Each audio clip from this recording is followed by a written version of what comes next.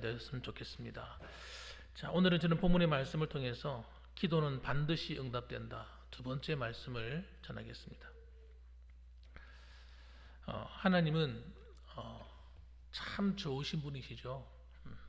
참 좋으신 분이세요. 우리 오전에는 우리 하나님은 사랑의 하나님에 대해서 말씀드렸습니다. 어린이를 사랑하시는 하나님.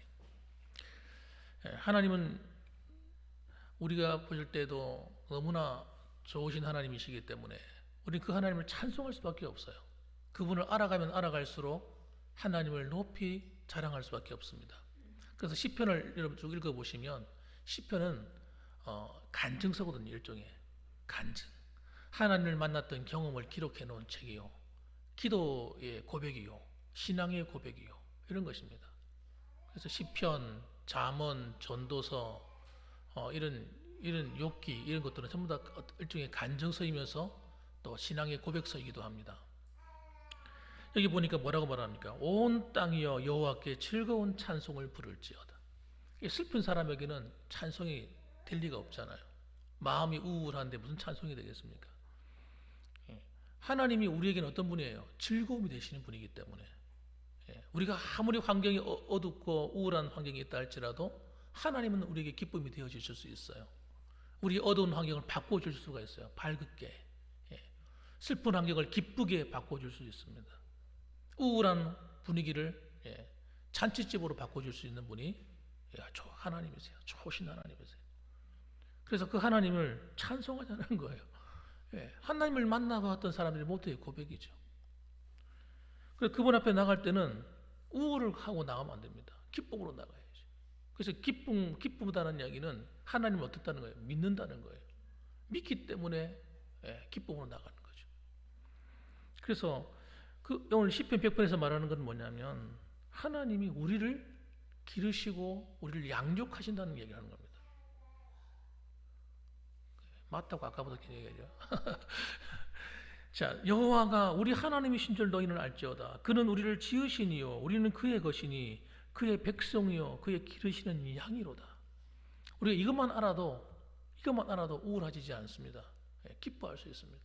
하나님이 나를 이 땅에 태어나게 하시고 길러주셨구나. 앞으로도 하나님께서 우리를 보호하시겠구나. 지켜주시겠구나. 믿어지는 거죠. 그래서 하나님께 나갈 때 여러분 우리는 감사함으로 나가고 찬송함으로 나가는 겁니다. 그 이야기가 오늘 시편 100편의 이야기입니다. 그래서 이것을 우리가 어떻게 합니까? 두 가지로 알 수가 있어요. 첫째는 하나님 말씀인 겁니다. 하나님 말씀을 통해서 아는 거예요. 하나님 말씀이 계속 얘기해 주는 거예요. 하나님의 뜻이 뭐냐, 너희를 향한 계획이 무엇이냐 자꾸 이야기를 해주는 거예요. 그럼 우리는 그 하나님 말씀에 대해서 어떻게 해야 됩니까? 믿음으로 반응해야 돼요. 두 번째로. 그래서 하나님 말씀이 아무리 우리에게 들려줄지라도 믿음으로 반응하지 않으면 그 하나님 말씀은 내 것이 아닙니다. 내 것이 될 수가 없어요. 그래서 환경하고 하나님 말씀이 부딪히면 우리는 뭘 믿어야 돼요? 눈에 보이는 환경보다도 하나님 말씀을 믿어야 됩니다. 사람들이 와서 내 옆에 와가지고 무슨 말을 막 하십니다. 그 사람의 말과 하나님의 말씀이 부딪혀요. 우리 뭘 믿어야 돼요? 사람의 말이 아니라 하나님의 말씀을 붙들고 믿어야 됩니다. 그래서 여러분 그렇게 믿을 때 그 말씀이 살아 역사하는 거예요. 그리고 하나님의 말씀이 열매를 맺는 겁니다. 우리의 생각 속에 열매를 맺고 우리의 삶 속에서 열매를 맺고 가정에서 열매를 맺고 열매를 맺는 거예요. 그래서 하나님 말씀이 굉장히 중요하다 이렇게 말씀드렸습니다. 그래서 기도하는 사람도 마찬가지죠. 기도할 때 반드시 응답되는데 하나님이 응답되는데 뭘 따라 기도할 때 반드시 진짜 응답되느냐? 하나님 말씀을 따라 기도할 때 응답이 됩니다. 힘이 있어요. 그러니까 기도하는 사람은 반드시 뭘 들어야 됩니까? 하나님 말씀을 들어야 돼요. 왜? 기도는 대화이기 때문에. 기도하는 것은 일방통행이 아니고 하나님과 대화란 말이에요. 대화라는 이야기는 내가 하나님의 음성을 듣고 내가 말을 하는 겁니다. 내가 또 말을 하고 하나님의 음성을 듣는 거예요. 그러니까 말씀이 얼마나 중요한지 몰라요. 근데 우리는 기도하면 일방적으로 막 내 하고 싶은 이야기만 하면 된다고 생각하는 거예요. 그래서 놀라운 일이 일어나지 않는 겁니다. 하나님 말씀을 잘 듣는 사람이 기도도 잘하는 사람이 될 수 있습니다. 그리고 응답의 능력이 강하게 역사해요. 그리고 여러분, 하나님 말씀은 우리가 기도하는 사람에게 있어서 굉장히 중요한 우리 인생의 안내서와 같습니다. 우리가 어떤 길로 가야 될까 방황하고 있을 때 기도하는 사람에게 하나님 말씀하시는 거예요. 너 이 길로 가야 돼. 이것을 선택해야 돼. 하나님 말씀을 해주신다고요. 그러면 그 말씀이 항상 내 성품에 좋아 보이지 않을 수가 있잖아요. 그렇잖아요. 하나님께서는 너 이 길로 가면 안 될 것 같아. 이렇게 말할 때도 있거든요. 그러면 우리는 그 내 성품이 좋아하는 것과 하나님 말씀이 부딪힐 때 어떻게 됩니까? 하나님 말씀을 붙들어야 돼요. 그렇게 할 때 하나님의 놀라운 응답의 문이 더 힘차게 열리는 겁니다. 그래서 기도는 여러분 내 하고 싶은 대로 하는 게 아닙니다. 내가 원하는 것이긴 하지만 내가 원하는 대로 계속 구하는 것만이 아니란 말이에요. 그래서 하나님 기도를 열심히 하는 사람은, 하나님 말씀을 따라 기도하는 사람은 어떤 일이 일어나느냐? 사람이 변화가 일어납니다. 그래서 사람이 바뀌어요. 성품이 바뀌고 인격이 바뀌고 삶의 방향이 바뀌고 바뀌는 겁니다. 그런데 기도를 열심히 하는데도 불구하고 신앙이 변화가 없는 것은 우리가 하나님 말씀을 붙들지 않고 기도하기 때문에 그렇습니다. 그래서 하나님 말씀과 내 고집이 부딪히면 내 고집이 꺾여야 돼요. 이게 정상적인 신앙생활이에요. 그래서 기도하는 사람은요 자꾸 꺾여요. 그래서 기도를 하다 하면서 하나님 말씀을 따라 살려고 하기 때문에 이 기도를 정말 깊이 많이 하는 분들은 자꾸 자기 고집이 꺾이고 성품이 꺾이는 겁니다. 그래서 주님을 닮아가는 거예요. 그러니까 그렇게 되니까 하나님의 은혜가 더 크게 임하는 거죠. 이게 놀라운 일이 일어나는 겁니다. 그리고 하나님 기도하는 사람에게 있어서 하나님 말씀은 때로는요 미래를 보여줍니다. 미래, 우리 가정의 미래를 보여줘요. 교회의 미래를 보여줘요. 제가 이 말은 환상을 본다 이런 말 얘기하는 게 아닙니다. 하나님 말씀을 통해서 보게 돼요. 이 길로 가면 하나님이 응답하지. 좋은 것을 보여주시겠구나. 이게 믿어진다고요. 그러니까 여러분 이미 기도하는 사람은 사실 어떻게 보면 말씀을 따라 기도하다 보면 많은 것을 얻게 됩니다. 많은 것을 얻게 돼요. 그래서 여러분 우리가 하나님께서 이 새벽 기도회나 수요 예배나 사실 수요 예배도 원래는 수요 기도회잖아요. 원래는 우리 한국에서 수요 예배가 아니라 수요 기도회로 출발했거든요. 그런 시간들을 기도하는데 보면 꼭 말씀을 집어넣는단 말이에요. 왜 말씀을 집어넣을까? 예전에 우리 청년들, 제가 청년 때에도 보면 청년들 임원들하고 모여서 막 기도하거든요. 기도하는 시간을 일주일에 한 번씩 정해서 갖기도 합니다. 그러면 기도할 때 모여가지고 기도만 하는 게 아니라 성경을 서로 읽습니다. 읽고 성경 말씀을 나누고 또 기도하는 거예요. 그런데 그렇게 하는 이유가 뭘까요? 하나님이 대단히 기뻐하시기 때문에 그런 겁니다. 그 새벽 기도회 때도 말씀을 읽고 그리고 그 다음에 기도하잖아요. 그게 얼마나 유익한가요? 근데 그렇게 새벽 기도 시간에 말씀을 듣는 것을 말씀을 읽고 단락을 읽든 한 장을 읽든 읽고 그 내용을 붙들고 기도하는 것과 그냥 기도하는 것하고는 나중에 한참 가다 보면 이 영적인 수준 차이가 확 나버리는 거예요.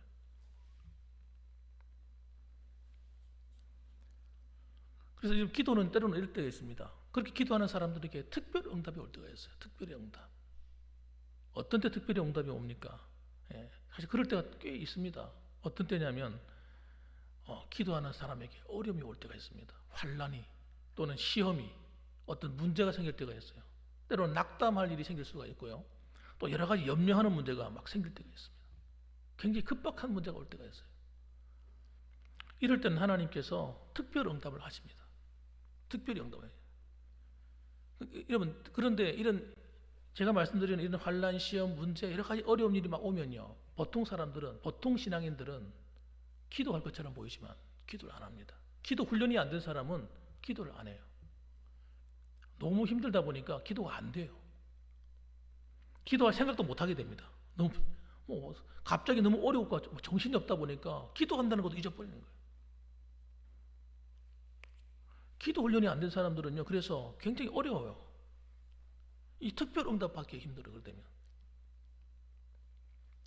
기도의 문이 막힐 때가 있습니다. 왜? 마음이 눌려버리기 때문에 그런 거예요.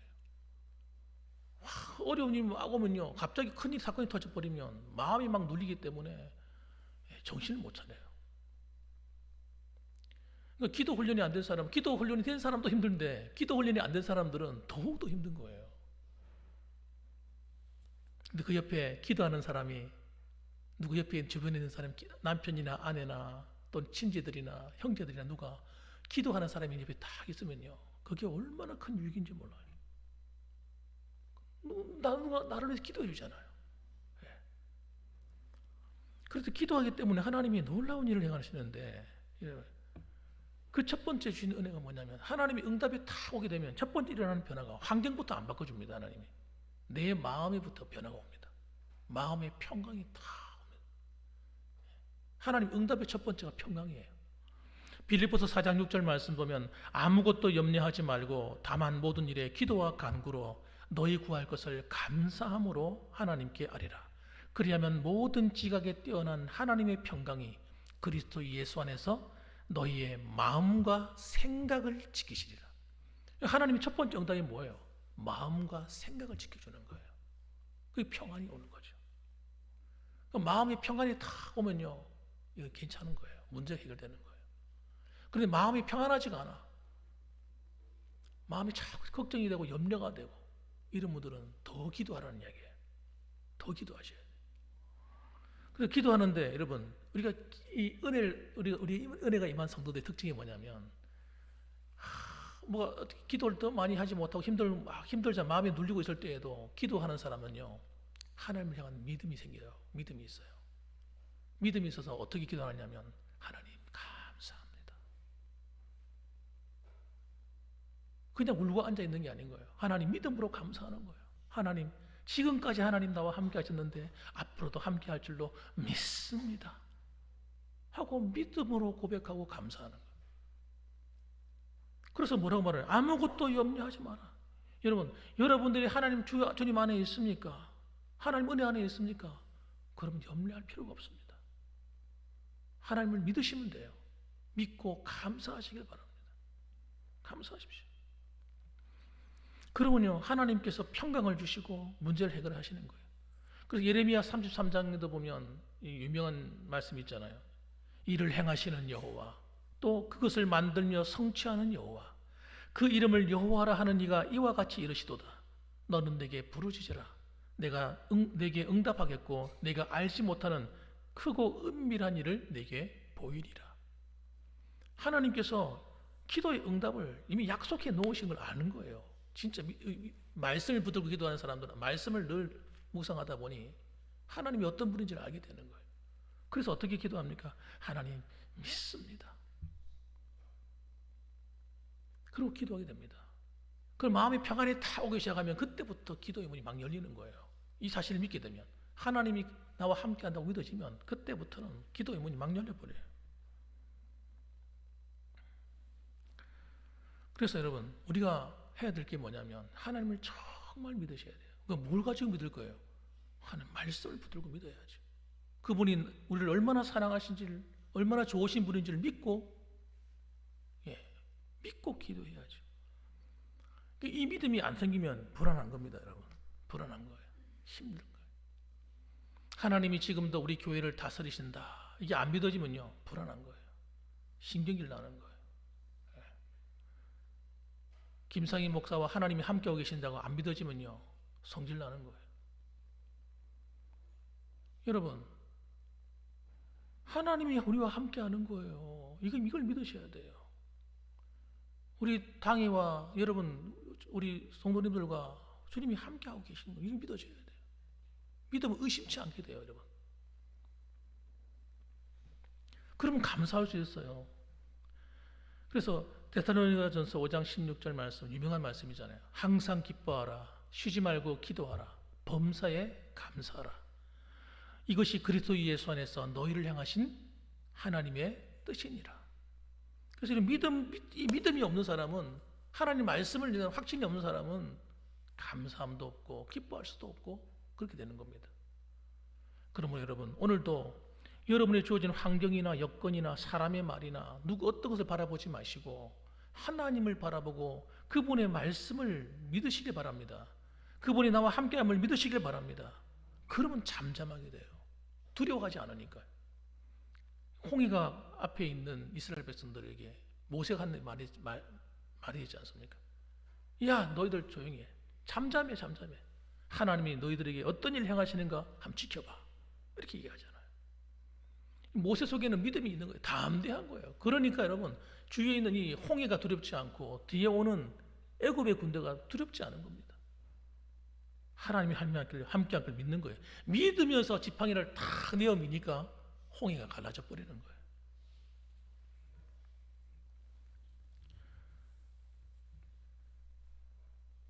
여러분, 불 속에 들어간 청년 기억나시죠? 다니엘과 그 세 친구, 다니엘의 세 친구 불 속에 던져졌지 않습니까? 무엇 때문에 던져졌어요? 믿음 지키려고 하다가 하나님 말씀대로 살려고 하는데 고난에 처한 겁니다. 위기에 처한 겁니다. 그들은 두려워하지 않습니다. 너무나 놀라운 이야기는 이 세 친구가요, 하나님이 우리를 도울 거라 믿는 거예요. 하나님을 지키실 것이다.